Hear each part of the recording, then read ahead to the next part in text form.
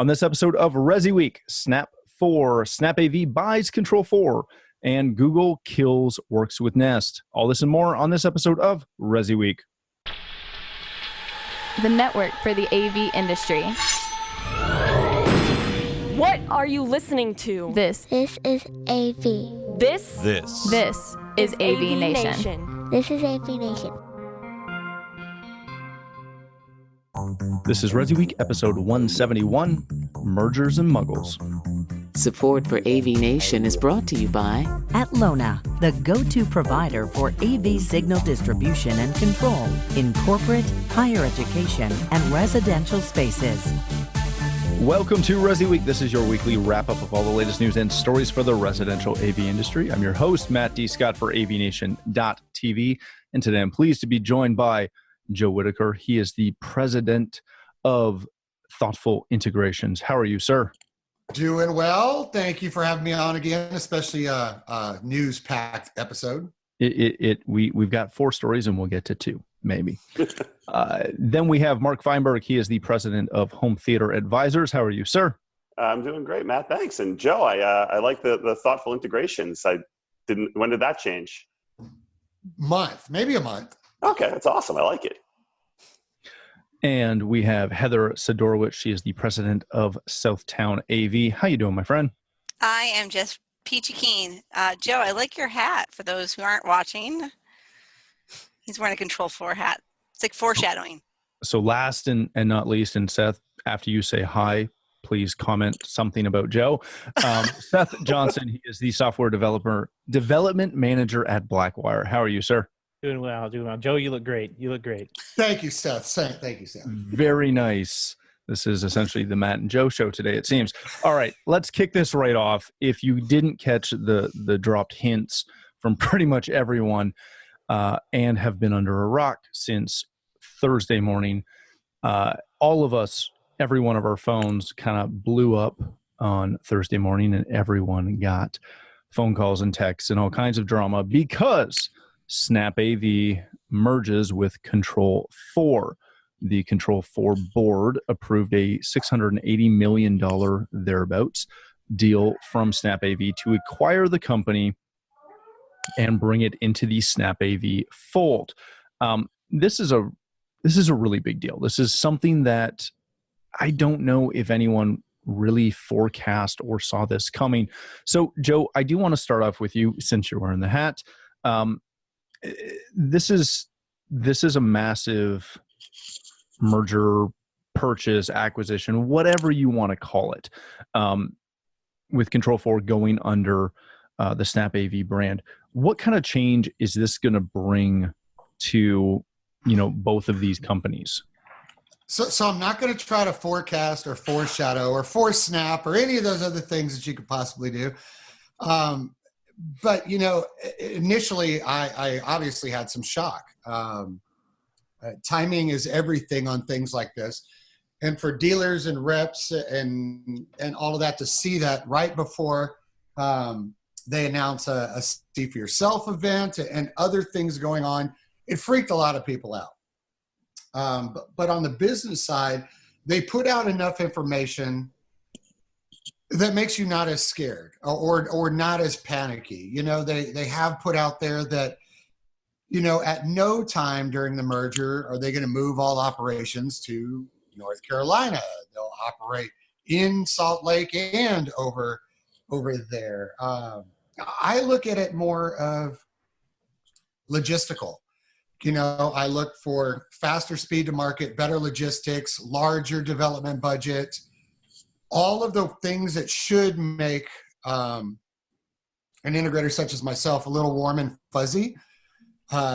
You have that. You're looking at 2 of the fastest moving, most innovative, and most integrator friendly companies in the world coming together. It is scary when you think about it. It's almost like creating a basis where no one else can compete. But in the end, I honestly do think it will be a good thing because now Control4 will be privately owned again. great management, keeping certain people on either as staff or moving them over to the board of directors for Control4. And some of the info that I have seen says that they're not going to change branding. So that's kind of I'm hedging my bets there because I've spent a lot of money on Control4 branding. So please don't make me throw away my good hard-earned dollars. Overall, so far, I think it will end up being a very good thing. Very good. Now, keep in mind, of course, that if I didn't mention it previously, this is all subject to the customary closing conditions that happen with shareholders and all that other drama. But I don't think anyone really expects this not to go through. Mark, when you look at this, and let's give some quick disclosure. Joe, obviously, as he mentioned, is a Control4 dealer. So is Mark. Mark, when you look at this, Joe kind of hit a point that I kind of want to pull the thread on for a second. If you happen to be on a forum or on social media on Thursday morning, whole monkey, it was as if a meteor hit the Control4 Earth. The dealer group on Facebook was lit up with everything. So given what Joe said, given that we've now had a couple of days for this to kind of sit and mellow, if you will, as a dealer, how do you see this affecting you in the future? What do you expect to see? Do you expect anything to change? Yeah, on the forums and the dealer forums for Control4, the Facebook groups, it was really there were two camps. There were two extremes. There's really nothing in the middle. It was, this is awesome. I'm an Arachnus guy, and Arachnus is not going to work with Control4. I'm not going to be forced with a package, and I'm going to get it in 2 days, and it's going to be awesome, and I love these two companies. Or it was, the world is ending. Oh my God, every Tom, Dick, and Harry is going to be selling Control4, and the brand is ruined. So I am of the former camp. I am really excited about this merger. I am also a big SnapAV dealer. I think my three largest brands are SnapAV, Control4, and Sonos. I was hoping for this for a while. After the package acquisition, I was a little leery of it ever happening. And then when the Triad acquisition happened, I was like, this is never going to work. And I was concerned Snap was going to snap up Savant. So I'm very happy this happened. I'm really excited that I know Arachnus is going to be well integrated with Control4. So I think this is a good thing. I think for anyone who's currently a dealer of both, you're going to get the one-stop shopping. You're going to have everything to you in 2 days. It's going to be free shipping. It's going to be much easier to shop. As good as Control4's website is, I think Snap's is much better. The tech support from both companies was always fantastic. They're going to have to figure out how to merge some of these brands. What's going to happen to Package? And what happens to Package, I don't think is as concerning. It's what happens to Backpack. Because a lot of dealers have... I'm betting it's gone, just like IEG. I know, and it's awful because dealers have built an RMR platform off of this, and they've deployed it to all these clients' homes, and now they won't be able to... Their RMR models will be blown up. But they just need to transition. Right. That's what I'm hoping they do is they transition it into Oversee, and Oversee can manage package switches and PDUs, and you just throw an Oversee hub in for $100 and you're good to go. So that's my hope, is that they do something like that. I don't even know what the question you asked was. Did I answer it? Sure. I just knew what I wanted to say, and it just went off the top of my head. So you're like pretty much all of my guests ever. Yeah, got it. Perfect. Thanks for keeping the tradition alive. Anytime, Matt. Lord. Heather, to keep going down that path, people not listening to anything I say. Hey. That's what my husband would say, though. Hey, exactly. I didn't say it, though. I just agreed that he would say it. Mm-hmm.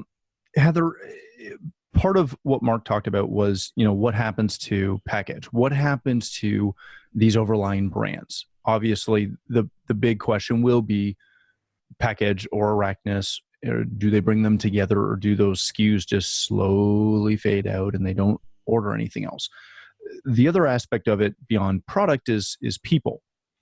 In theory, if they keep them as, essentially an owned company, but they don't bring it completely into the fold and integrate it fully, most of those people should stay. Are there concerns? Do you have any issues? And again, you don't really have a dog in this fight because you're not. I don't. Yeah. So full disclosures, we are not a Control4 dealer. We're a Crush Run house. So we don't have a lot of. I mean, we're SnapAV dealer. We love Snap. There are a bunch of smart cookies. I think that they'll hopefully work this out. We used to be with PackEdge until PackEdge was purchased by Control4, and then that did not go so well for us. So we went a different direction. So yeah, they're smart. Like, they're very well played. I was surprised to see that it was Control4. I would have put my money that it would have been URC, because they already sell URC products on their site. So I would have I would have put more money on that. But I think it's solid. I mean, if you're going to buy a solid company to try to take that further, Control4 is certainly it. What I look forward to, if I take myself out of the integrator place, is for the end user, right? The more powerful these AV companies can become, the higher chance we have to get this more into the home, something that's always easy to use, something that's supported, similar to Sonos, like Mark mentioned earlier. These are solid state products that are not going down, that we're not getting calls, that someone's not like, oh, this is so hard to use. So I think there's a great advantage to that. As for the people portion of that, hopefully the cream rises to the top and the right people will stay in those right positions. But Snap, I've had the opportunity to meet some of the higher ups there. They seem to know what they're doing. Very good. And one of the most poignant points that I saw was somebody commented, and Joe, maybe you'll remember who this was, but somebody posted on one of the forums and essentially said, if you don't know I think it was Haggai. If you don't know Martin, and if you don't know the leadership at Snap, and you don't think that they can come together and produce some amazing stuff, you'd be really wrong. I'm pretty sure that was Haggai. Seth, last question on this, I think, although I'm sure we could probably talk about this for a good half hour. But how does this affect the distribution model, that aspect of it? Obviously, you guys at Blackwire are involved in that side. You're a partner with Control4.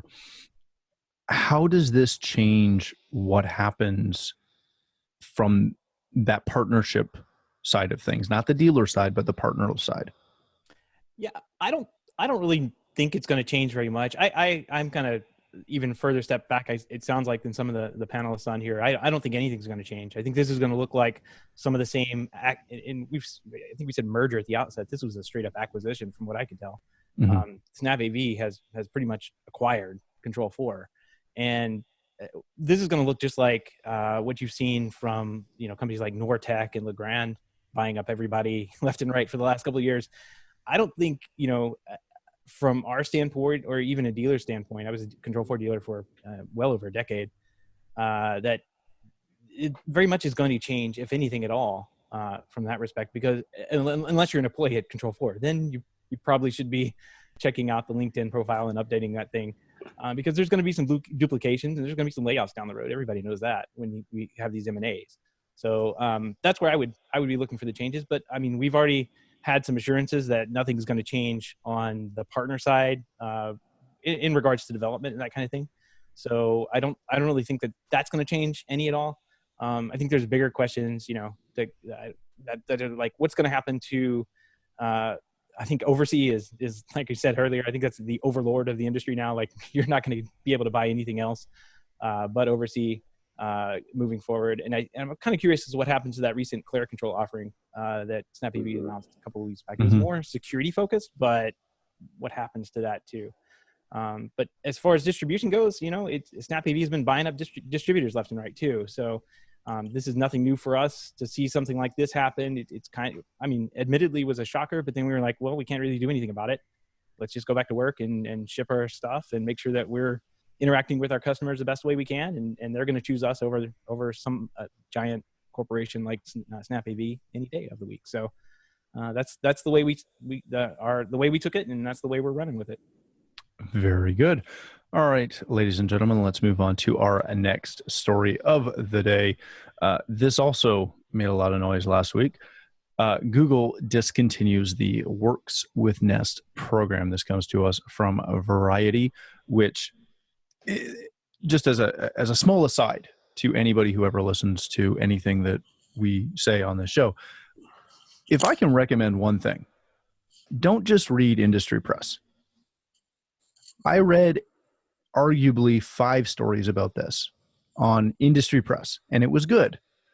But reading what came out of Variety, Wall Street Journal, and a couple other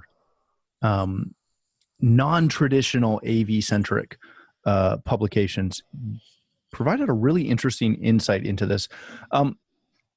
Essentially, if you missed it, Google, since their acquisition of Nest, has run Works with Nest.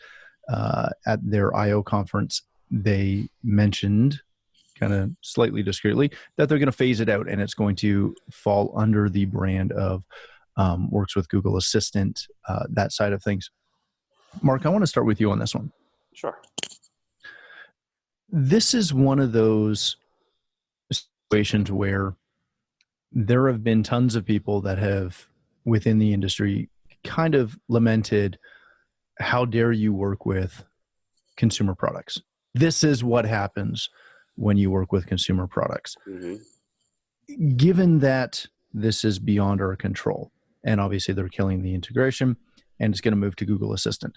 For most people, most of our consumers, not general consumers, but integrators, customers, are they really going to notice that much of a difference with this if it just transitions, in all reality, from Works with Nest to a new integration under Works with Google Assistant?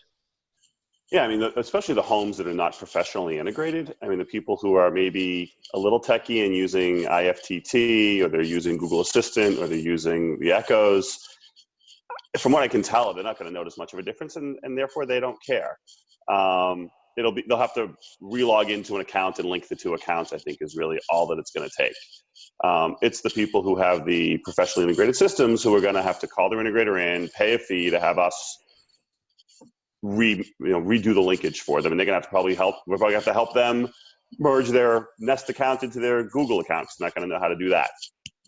And I hear what you're saying about the animosity somewhat towards consumer grade product in our industry. Problem is, this consumer grade product, it works and it looks really good. Nothing really, other than going with, just a sensor on the wall behind the paint, no thermostat looks as good as Nest and is as easy to use as Nest. I was just in a building today in New York City. I was in the building last week, the new Hudson Yards. I was on the 85th floor. They put Nest, the developer, when they built this 90-story building, put Nest into every unit, put Caseta into every unit. Mm-hmm. That's what a $13 million apartment is getting. How can you argue that they need something else? It's hard. So I think we have to learn to work with these consumer grade businesses, and we have to figure, and there are going to be hiccups. It's going to happen.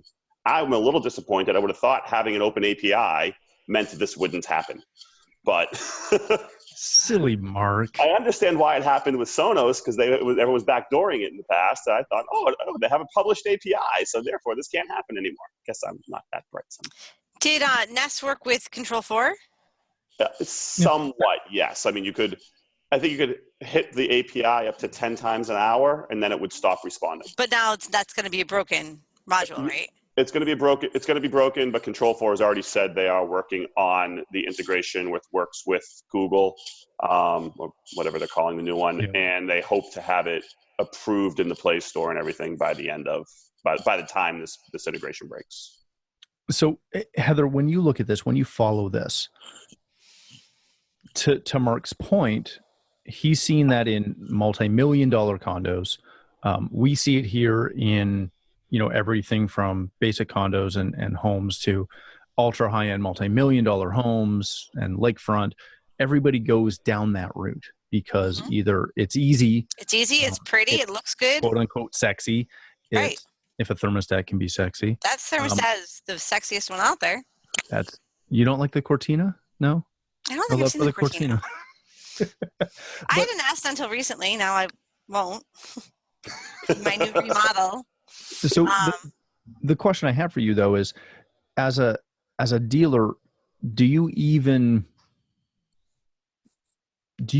bring up the potential problems that come with a homeowner who says, hey, I want this in my media room, I want this in my kitchen. Oh yeah, and I want it to integrate with my Nest.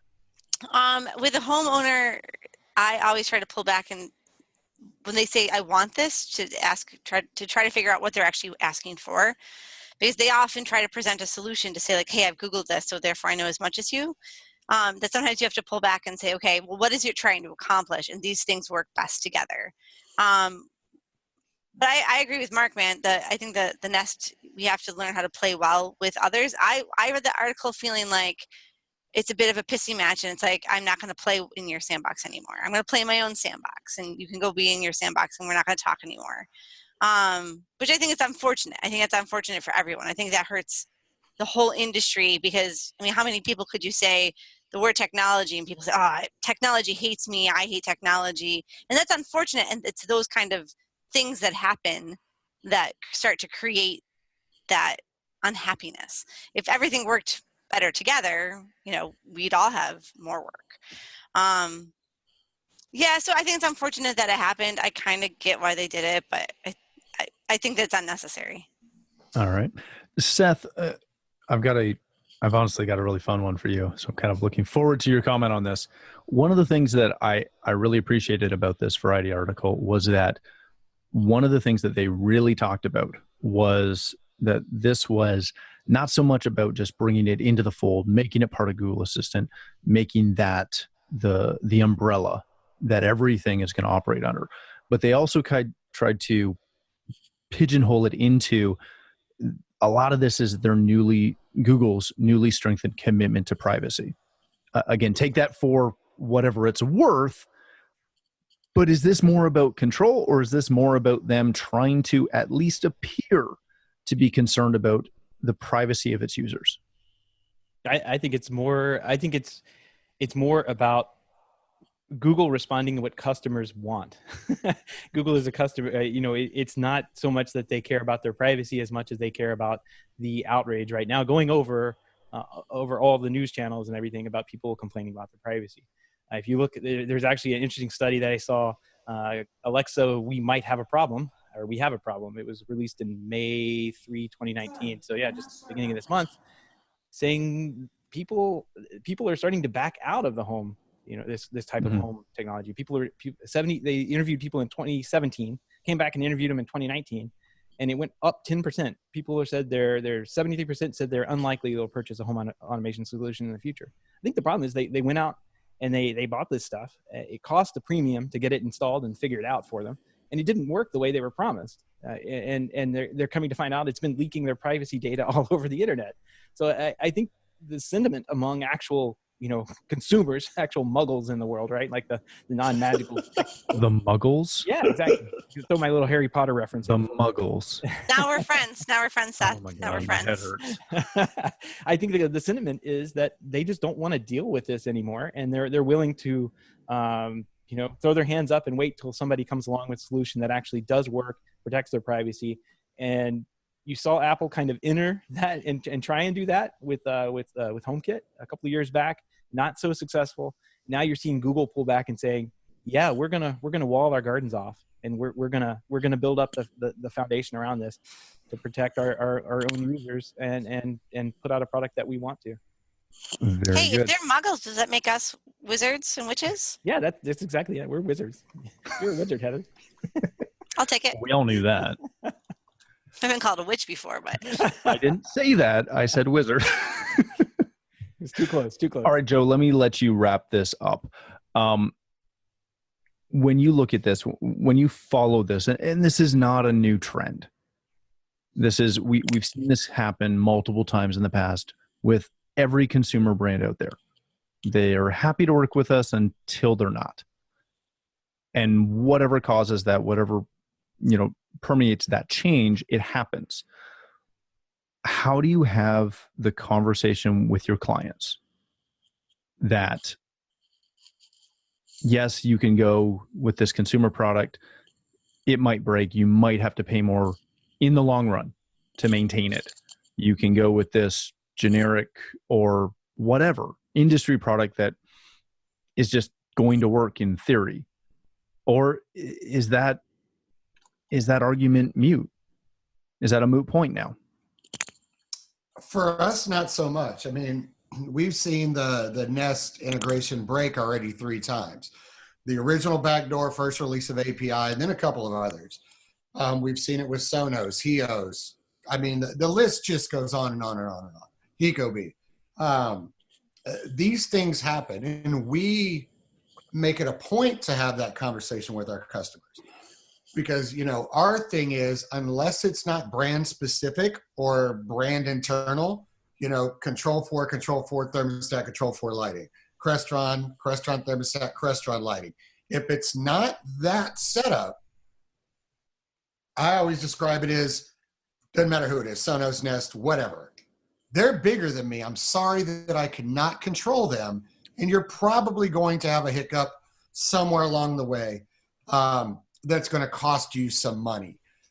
This one is going to be a little easier to deal with, though, because number one, Control4 already announced that they're going to work with it, and kind of like it's already been said on here, we all need to learn how to work with Google, so to speak. We need to learn how to work with that. But this is more of a business and a strategy move than a technology move. I mean, you look at it for what it is. Nest is known for hardware. Google is known for software and cloud. You already own the 2 biggest brands in each division, so to speak, or in each area.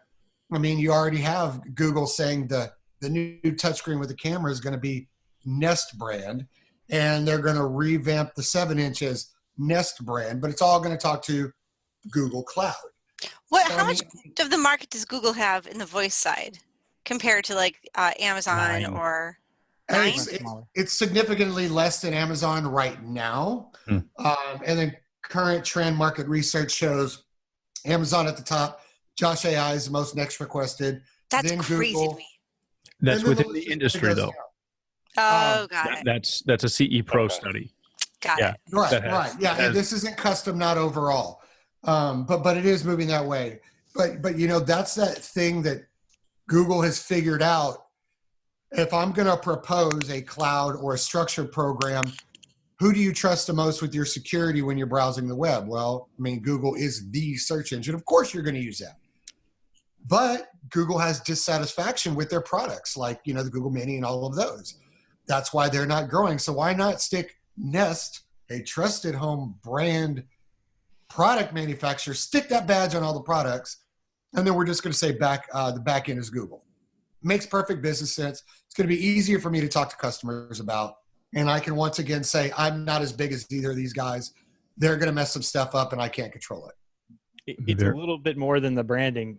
This was Google's final consolidation of all of the different little companies and fiefdoms within Google that were working on home technology, all under one brand. The Chromecast team is sitting in the same desk, the same area now.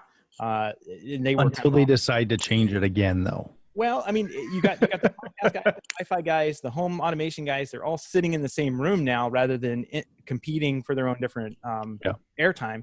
I think you're going to see a little bit more come out of Google in the future here with their Nest brand. It's a great brand too. Very good. All right, ladies and gentlemen, let's leave it there. Thank you so much for joining us on this episode, Joe. If people want to connect with you, learn more about thoughtful integrations, where can they do that? In a state of mass confusion right now? No, I'm joking. You can find us on Facebook at Thoughtful Integrations. Find us on Twitter at Integrator Tweets. And you can always just shoot me an email or find me at CEDA. You can email me at joe@thoughtfulintegrations.com. Excellent. Thanks so much for being here. Mark, my friend, thanks again for joining us today. If people want to connect with you, learn more about Home Theater Advisors, where can they do that? Thanks for having me, Matt. I always love being on the show. Best is, as we discussed before the show, I'm an old man, so Mark at Home Theater Advisors is probably the easiest way to get me. Also, Home Theater Advisors. Rotary phones. Yeah. No, it's Carrier pigeons. I still have a flip phone. Oh, that's good. I don't even know what to do with that. Leave it. Yeah, pretty much. Heather, thanks again for joining us. I always appreciate it when you're here. If people want to learn more about you, all the writing and jazz that you handle, as well as Southtown AV, where can they do that? Twitter's a fun place. Tech, TECH _chi, CHI, balance between life and technology. You can find me at the other fun social places. Instagram, that's showing off a flip phone. Wow. Yeah, Instagram, LinkedIn, whatever. Give me a holler. Excellent. Thank you again. Seth, as always, pleasure to speak with you. If people want to find out more about you, the podcast that you're on and co-host, I believe, as well as Blackwire, where can people do that? Podcast, you can follow us on Twitter at Home Tech Podcast or hometech.fm. You can go there. And for Blackwire, definitely if you're interested in getting some cool products and working with us, we're at blackwiredesigns.com. Excellent. Thanks again for joining us. If you'd like to connect with myself, you can find me on Twitter at Matt D. Scott and pretty much every other social platform. But more importantly, please stop by AVNation.tv where you'll find this show as well as a wide variety of our other shows with all the verticals that we cover. When you visit the website, please take a moment to check out our supporters. We're extremely thankful for their support and ask that you support them as well. Thanks again for watching. That's all the time we have for this episode of ResiWeek.